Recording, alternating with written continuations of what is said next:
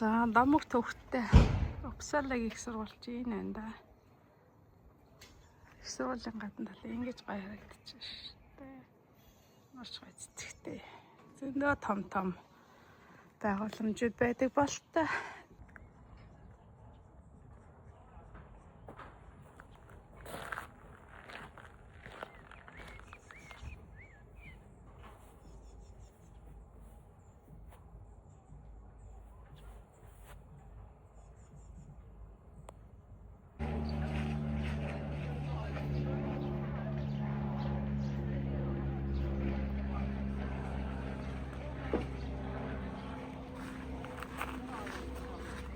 Энд хоолны газар болоо л та.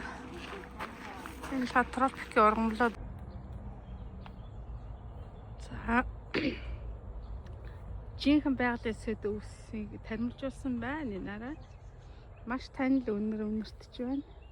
Одоо бага байхад чинь буцалгаад гидс хотод өвтгөж уудаг гэсэн санагдчих юм. За энэ болохоор хад чулуунд ургадаг ургамлуудыг ингээ байшилчаа. Том мурга хатнууд авчраад тэгээд тэнд нөхцөнд бүрдүүлээд тарьсан байна.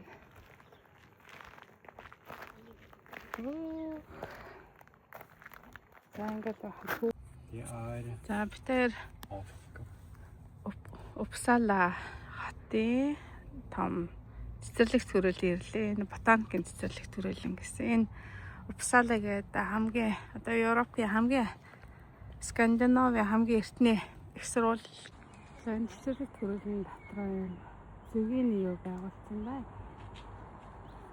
Бас цөөрөн байсан. Хүмүүсийн их сургуулийн үргэлжлээд байж ах шиг байна. Одоо ийшээ том руу нэрээд татсан юм. Хичнээн том. За цэцэрлэгт төрөлн маань үргэлжлэж байна. Яг тэр хэсэгт нэг зөгийн аж ахуйтай таарсан. Энэ том сургууль байна. Цөөрөн байгуулсан байсан. За энэ болохоор юм усан сан байна. За тэр дэш юу юм бэ?